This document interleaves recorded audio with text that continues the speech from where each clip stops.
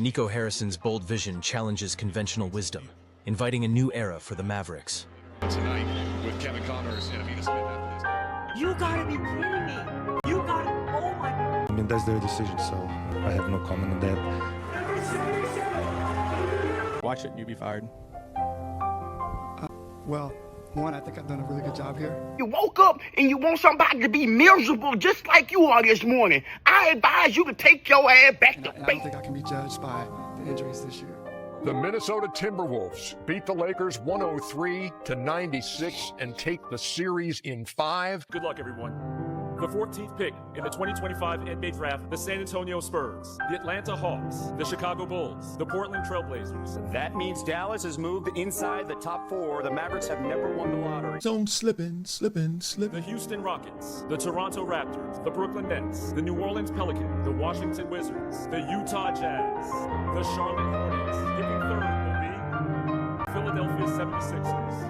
The second pick will be made by the San Antonio Spurs, and that means that the number 1 pick in the 2025 NBA Draft goes to the Dallas Mavericks. Pick will be made by The draft this year is extremely deep, and we're excited to play the role that we are. We'll see where we go after the draft.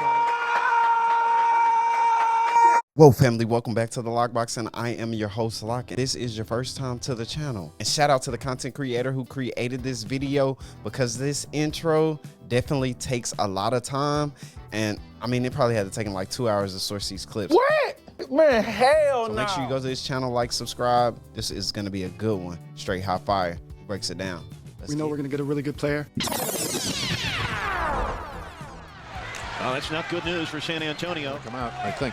Will Perdue, who has not scored tonight in 20 minutes, replaces David Robinson, and watch the way he hobbles off.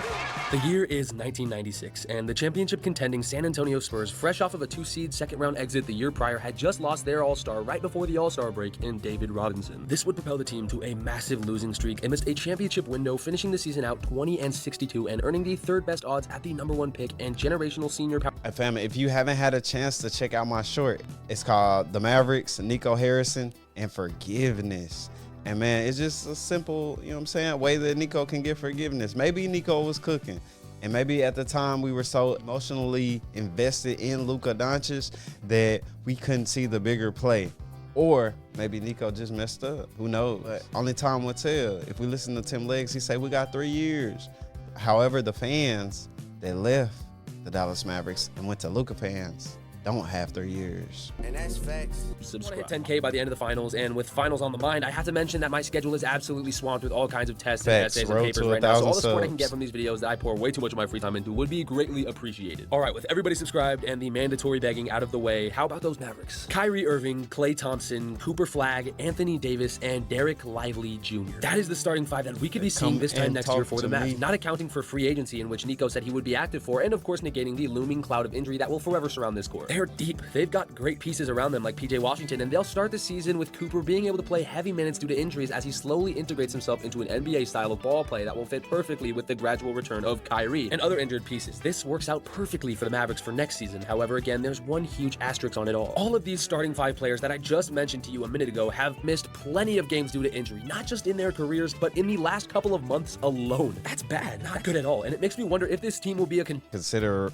It was a channel that said the Dallas Mavericks are full of second options, and this is going to be guys who were not necessarily the leading stars and players who are coming off of injuries. So the Dallas Mavericks have a lot of players who were not really that main guy, are capable of being the main guy, but they haven't made that leap to lead a team yet. They all been mainly co-stars. I need to know y'all thoughts on that. Let me know what y'all think. Tender or a what if turn immediate rebuild like the Thunder star core a couple years ago and the Nets star core a couple years ago, and so on and so forth. And by a couple years ago for the Thunder, I mean over a decade ago. That is so weird. How is that already a decade? That's the worst outcome, but for the best outcome, damn, the future looks bright for Dallas. If Cooper lives up to a fraction of the hype, Kyrie comes back at the same level he was playing at, and AD continues to play AD basketball, we might witness a rookie Cooper Flagg take home his first ring before legends like CP3 and Russ have even sniffed a finals. Oh, say that! It all just feels too perfect and so unfair, to the point where I haven't seen anyone talk about the situation as if it were real, as if it were legit and real luck. All I've heard are people calling the league and lottery rigged, people pointing to the near impossible odds of more than 5 teams since the lottery's inception winning it with sub 5% odds, the Adelman's ownership planning on getting the team to Las Vegas. And then another thing, when it comes to the trade, a lot of people don't know a few years back, they revamped it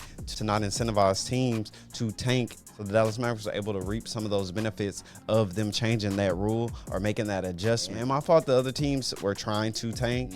This new rule made it to where they weren't able to see any fruits of their labor. I beg your pardon. Vegas, all of these conspiracies being used to explain away an inconceivable blunder from Nico Harrison, that being the betrayal of Luka Doncic. But I want you to imagine for just a second, this is all 100% legit, that the story the NBA is telling us is utterly true and no conspiracy or profit behind the scenes work is happening at all. We can smell like we all grew up in Texas. We just get it. Take that into account and just look at Nico Harrison in a vacuum. Let's play pretend for a second. Of course, it's easy to get mad at the guy. He just threw away a player who should have been the MVP and took them to the first of what seemed like many NBA finals. But when you look at it from his perspective, what Nico Harrison saw was a team that he didn't think could win a championship long-term in an ultra-competitive Western Conference with a complacent star like Luka Doncic, who I'm not saying he's complacent, but these are Nico Harrison's words. And say Luka doesn't get traded, then we would have to sit back and watch as Kyrie gets injured, as Luka and his Mavericks sitting barely above 500 fall out of the playoffs, or have the honor of losing round one. This would land them around the 12th pick in the most realistic scenario imaginable, meaning that this team is back to... So do you think it is possible that the supporters of the Dallas Mavericks, when Luka Doncic was here, was so emotionally attached to Luka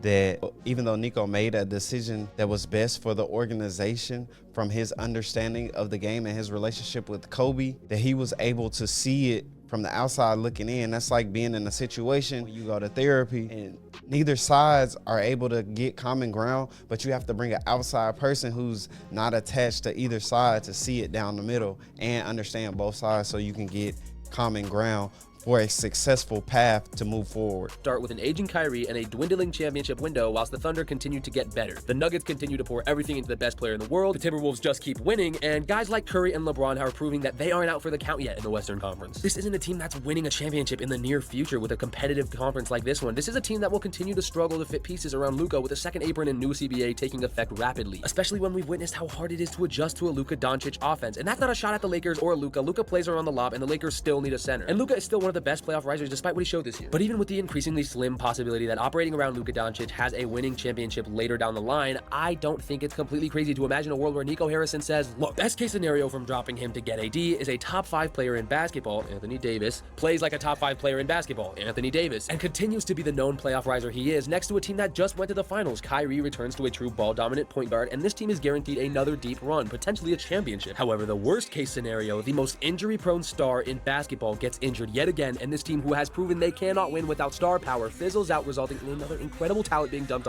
onto a roster that is in need of depth. This draft class is one of the best in recent memory, and the Mavs have a history of selecting hit after hit after hit, selecting young talent that can integrate into the team and make an impact in a finals matchup immediately. Nico is completely right to assume that losing out will bring another viable piece. Even before the lottery, he said everything was somehow still according to plan. The draft this year is extremely deep, and we're excited to play the role that we are. And we'll see where we go after the draft lottery, but we know we're going to get a really good player. And that's because he didn't plan on winning year one. He didn't plan on building around Anthony Davis right then at the trade deadline. He was talking about getting active in free agency. Man, I'm starting to think Nico might have knew a little bit more than he's letting us know. That's fact. And contending next year, and now he can do that regardless of if Anthony Davis stayed healthy or if he got injured. This man is low-key a genius. And now with just a little bit of luck, they can forget about making it work in a stacked West because they've gotten another generational talent gift-wrapped at their doorstep. Sure, maybe we can chalk it up to being rigged, to Adam Silver trading Luka to the Lakers for Cooper Flagg, or that the ownership is trying to go to Vegas, or we can just swallow our pride and admit that maybe we were all wrong about Nico Harrison. Maybe he's not as bad at the professional job that he was hired for as we all